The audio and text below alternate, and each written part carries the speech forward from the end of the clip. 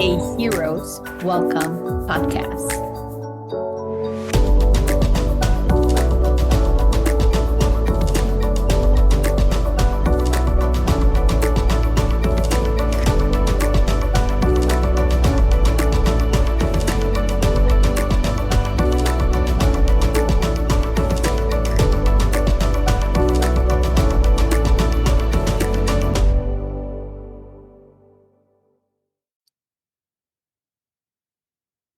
Hello, listeners. Welcome to another episode of a Heroes Welcome podcast. Welcome to this very special bonus episode. I'm your co-host, Maria Diego, and I'm here with my co-host. That's me, Liliana Baylon, and we're here with a special guest that we've been chasing to bring her in, and her name is Cathy. Cathy, how do you want to formally introduce yourself? Thank you so much, first of all, for having me on here. I listened to a couple episodes and I love what you're doing. But I'm Cathy Wilson. I'm a counselor and I'm based in Littleton, Colorado. And I've been doing this for since 2005. I can't do the math.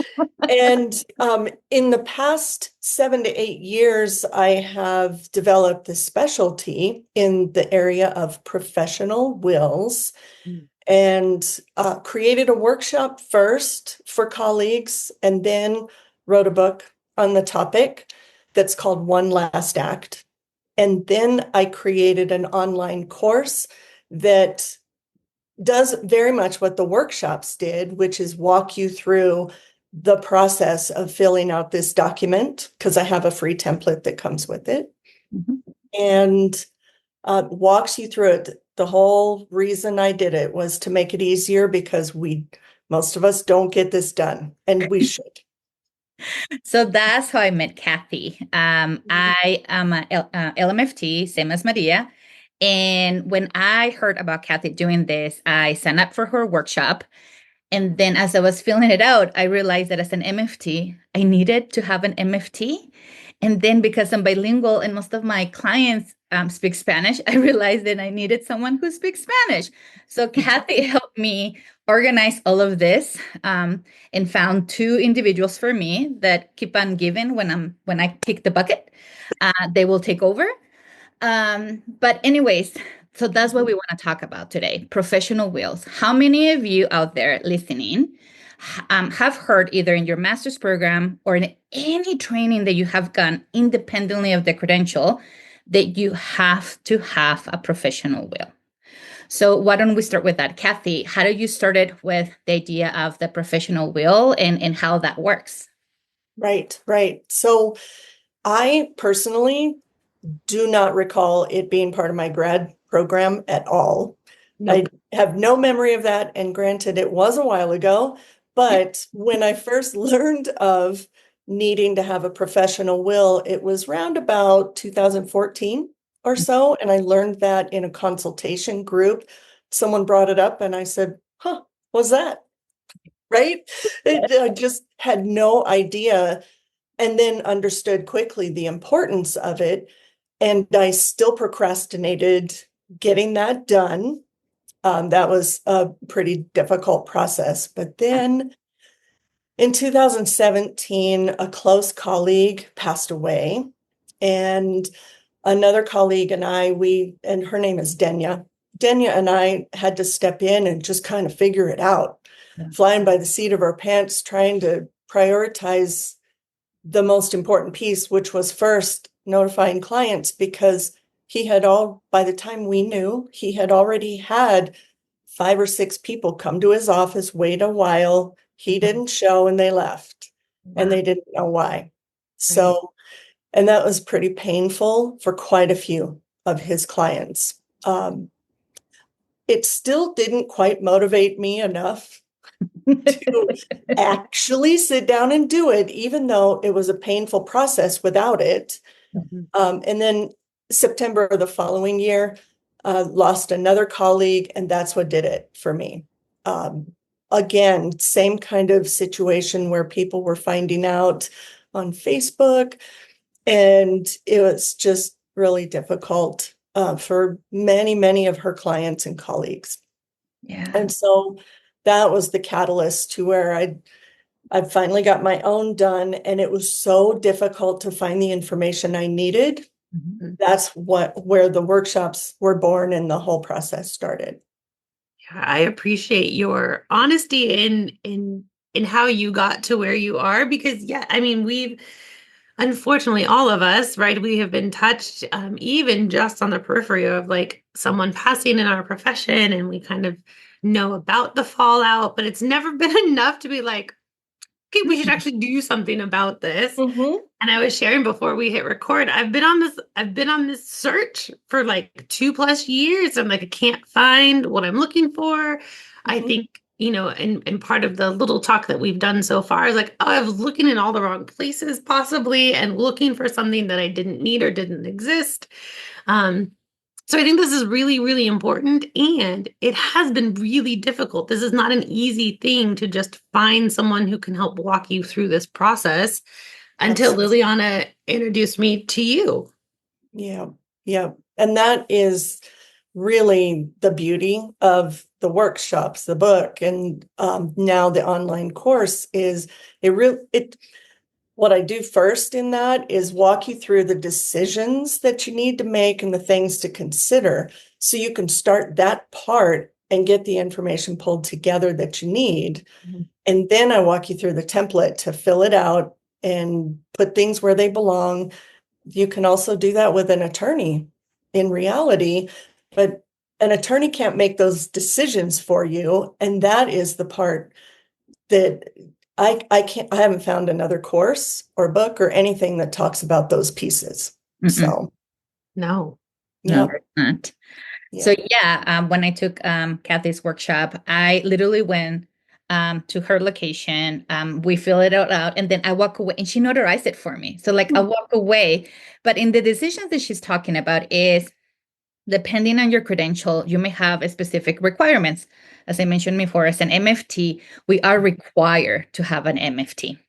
Mhm. Um, so check with your association to make sure what is it that is required for you. Believe it or not, they do have these things there. And then start thinking of what other credentials that you have. Cathy and I were talking about earlier, like what is the specialty that you have that you may need to have a particular individual that can match that just to help you in that process. If you don't have that, think about the story that Cathy was sharing, which is if you're sharing a space, if you know, if it's a colleague, if it's a supervisee, if it's a like whatever it is, clients coming in and no one notifies them. Like, what would that be like for them, which is like a secondary trauma? It is. I imagine. and, Mhm. and what do we do? How do we log in? How do we share? What do we have to do? So Cathy has this beautiful template in order to walk you through. Mine, I keep updating it because I change passwords in a specific page that I have.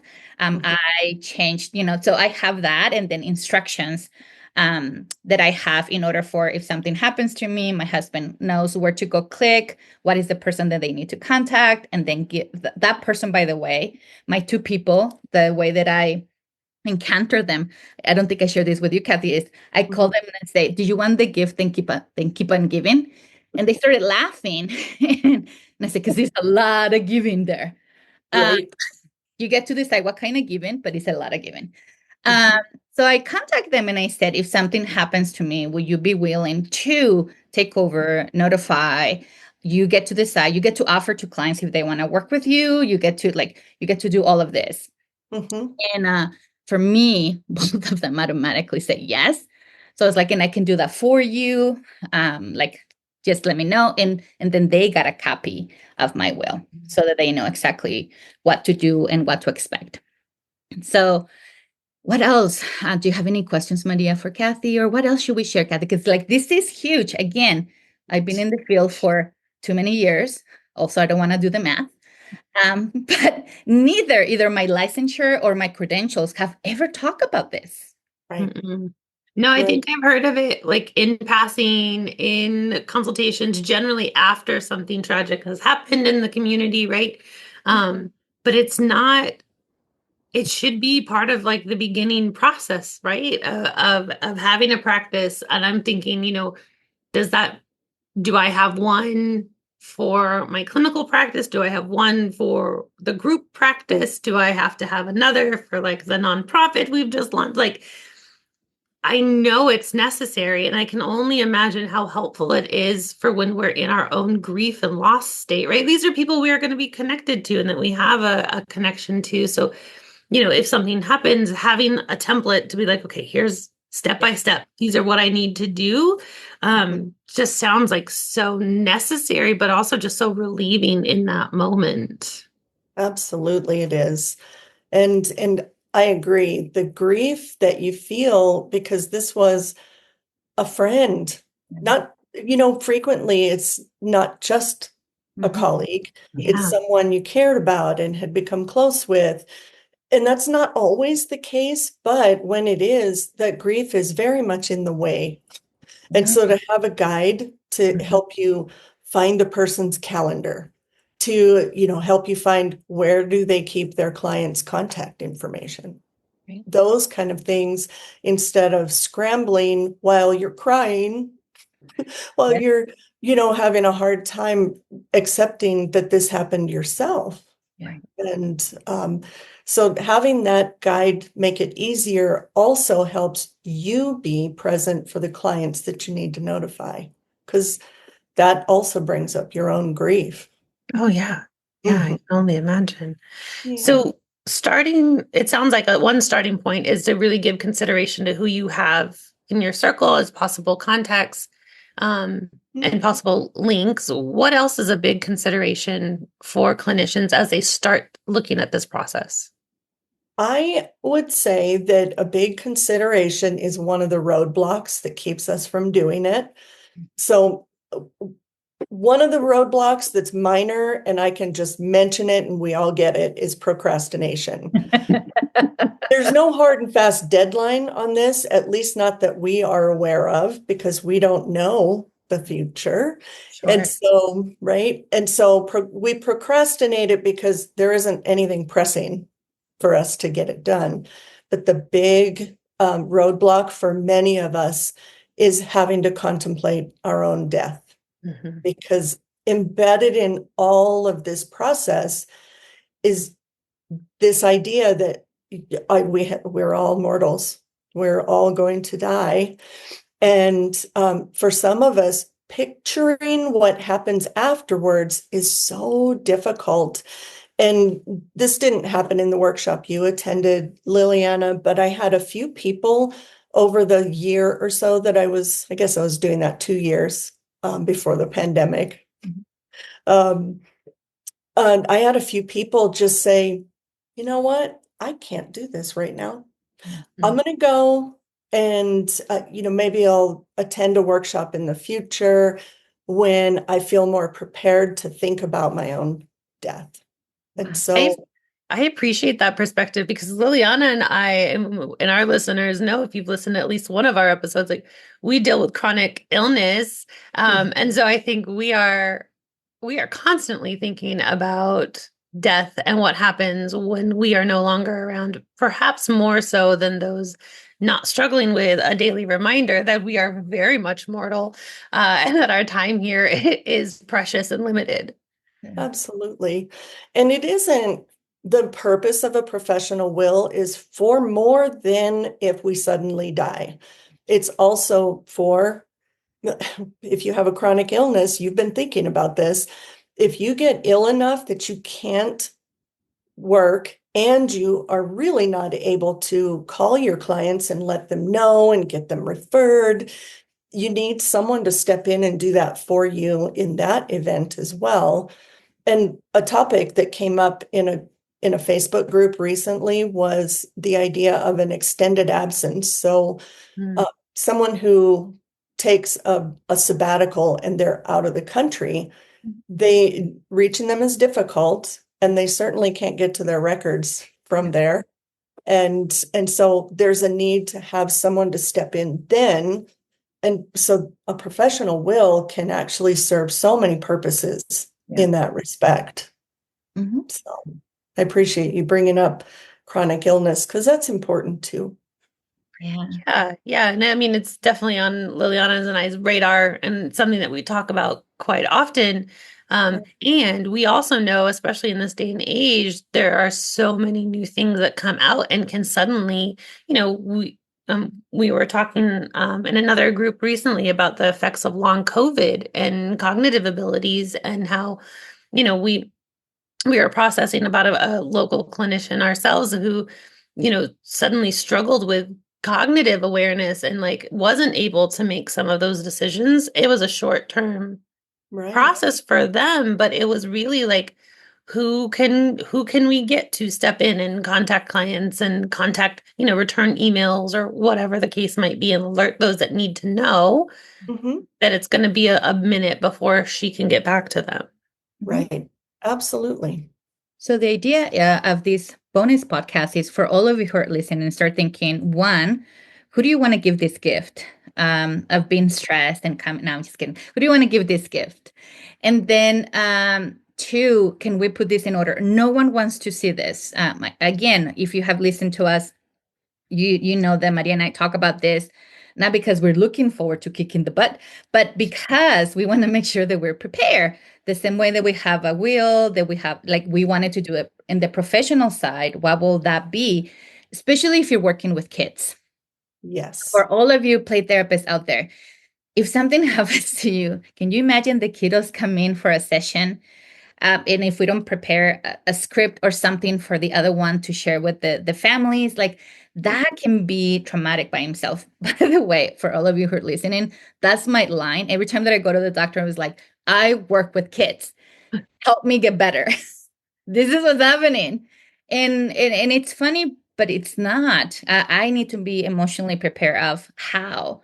So the invitation of this podcast want to introduce you to Cathy because she holds these workshops to let's start thinking. No one wants to think about that.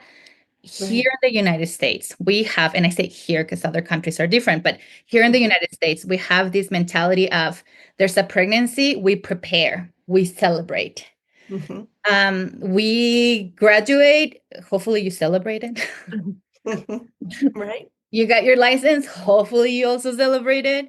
But in that, the preparation of, you need professional insurance, you need general liability, you need CEs, you also need the professional will. This is a must. If you have attended any of my supervision workshops, I talk about this a lot. I have just not tagged Cathy on it, and I should. But we just need it. We need to have a plan of, while our loved ones, our colleagues, our friends are going through the grief, can we have a template that it will be easy to do a checklist of what is it that they need to do if that case arrives, which we're talking about it will, but when that case, that scenario arises, like what is it that you can do? Right. And that, I mean, the professional will is very much a checklist. And the way I've organized it is these most important pieces are right up front. Where's your calendar? Where is the contact information for your clients? Where are your records so that you can know who you're talking to enough that you can tailor that conversation to that person as much as possible, because it does take some time. And I kind of want to step back and address a little bit of what you said about choosing a professional executor, the gift that keeps on giving. I love that. I love that reframe. Oh, right. And I do think people have difficulty choosing someone because they feel like they're asking the person to take on a burden. And that's true. You are asking the person to take on a burden. At the same time, if you tell them, I need this, and so I'm prepared, I've put this information together, here's where it is, to make this as easy as possible, that is a great selling point to some extent, right? The possibility that the person may be able to work with additional clients, that is also a benefit to them. And they may not feel capable of doing that. And that's obviously their choice and the client's choice afterwards. But that is potentially something that alleviates the burden a bit. But in reality, it is. And there's a lot at stake, I think, with that burden. It's extremely important to take on that role and be the one to deliver the news to clients, to deliver your message, perhaps, if you have included that for your clients. Right. Yeah. No, I think that, it is such a mindful act because yes, there is that burden. It also then brings up their own mortality, right? Just asking, a professional executor, hey, would you be, it's similar to like doing a personal will of like, hey, if something happens to me, can you step in and take care of the kids and like manage, things for me? That Right. immediately brings up their own mortality. It does. And so I'm wondering if, because I can see it happen, like a chain reaction of like someone, going through a workshop with you or doing the online recording, asking someone, and then perhaps that person is then prompted to do their own and either reciprocate responsibility or kind of a trickle down effect. Right. And creating Well, communities of well-prepared right. clinicians. Right. I love that idea. It feels a little like a pay it forward thing, Yeah. Yeah. right? And it feels like an arduous task a lot of times when you just think about the process of putting this information together. It is the ultimate act of care for your clients, though, isn't Yeah. it? Yeah. Right? It's Really. your final, and that's why, and I didn't think of the title for my book. One of the people that attended my workshop did, but that one last act, it is your one last act of deep, extreme care for your clients. Yeah, I love that. So I'm wondering how long would it take from like start to finish if someone is like, okay, I'm putting it on my to-do list. I'm gonna do it in quarter four. Like, how long would they expect to take from start to finish? That is a great question. And of course, it does depend on how simple versus complicated your situation is. Mhm. And so a solo practitioner, say, their demographics of their client are all pretty similar. So it's, you know, a lot of clinicians would be able to step in and take on that burden, take care of those clients from that point. That professional will might be short. Oh, and the business as well. You have to consider what happens to my business afterwards. Mhm. And so if the business is just being dissolved because it was just you, doing your important work, then sure, that's probably a couple of hours, I'm going to say. And that's task work, Right. putting the information together, etc. It's really difficult to quantify all the thinking time that goes into it as you can consider who do I ask to step in here? And the other considerations that come up as you prepare. So, like for many of us, I didn't have a central location to put my passwords until I thought, Yeah. no one would be able to get into my stuff if they don't know all these passwords. And so those kind of things, pulling the information together, that may add a lot of time. However, it's also easy to chunk that up and just say, okay, this week I'm going to get my passwords figured out. Next week, I'm going to think about all the people that could be my executor and reach out to a few and see what they say. So there's that. And then, of course, the more complicated your business is, your demographics of your clients are, then that's going to add time. So 2 hours is best case scenario. And just add time after that. Yeah. But it is chunkable time. Absolutely. Yeah. So what I will add here is that the method that I have applied, like when you said quarterly, I was like, oh, so business-like thinking. Okay.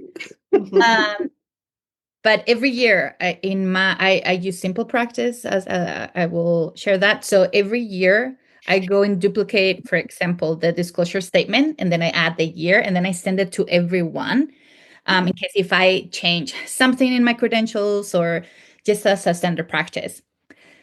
Every year, I sit down and I block a week where I go and check everything that is related to my business, and then I update passwords. Oh, Um, so it's in my calendar, it's a red reminder. Like I color coded everything in my calendar for everyone who's out there. When I die, you're gonna know how OCD I am about all this. But it's that reminder of every year I have to go and update.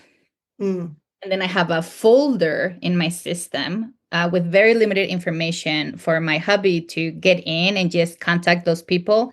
And then it's a folder that I have that I keep updating so that he knows who to give. In my case, I will share, as Cathy was sharing, because I'm a solo practitioner, is how to donate the furniture, how to donate my toys. That's right, people. When I die, they're going to be donated. Good luck. And like how to get rid of my books, like all of these things. Oh, I'm coming for your library. There's no doubt. In order, everything is like set up so that even my hubby knows what to do and how to assist. I will shout out to Marisol, who's my Spanish speaking therapist in Colorado, who she says yes without actually like knowing what she was getting into until like we talk more. And then Amanda, who is an MFT play therapist, like all the credentials that I have, that she said yes, and I was like, perfect. Let's put you here. And then we talk, like, is that information still relevant? And those check-ins that we do. So Amanda knows that when I say like, hey, let's go for lunch, um, we're having a conversation just to update and see like what's happening. So for all of you, this is a simple way of me tracking what do I need to do, what do I need to update, who needs to know of those updates. Love that. Love that. Yeah. And I think too, again, I think we're more used to having these types of conversations. But I think it also just needs to be normalized within our profession, right? Like we've even in just in the last couple of months, right? This year alone, we've had several, like really prominent figures in our different disciplines pass away. Being able to be like, we just need to normalize this, right? We just need to normalize this. It's another piece, whether it's like your business insurance, your liability insurance, you just need to, this needs to be in your toolbox, and it doesn't need to wait any longer than it already has. Right. I agree. And that's interesting. That was where I wanted to make sure we talk about how important it is to get people talking about this topic. It is not talked about enough. Now, some states in the United States require that you have this as part of your licensure. So the board in the state requires that you have a professional will. I don't know that they check that, but you have to at least say, yes, I have it. And maybe they do, but yeah, at least one. I don't know if I said the state, it's Oregon. Oregon requires that. Of course, Oregon. Right.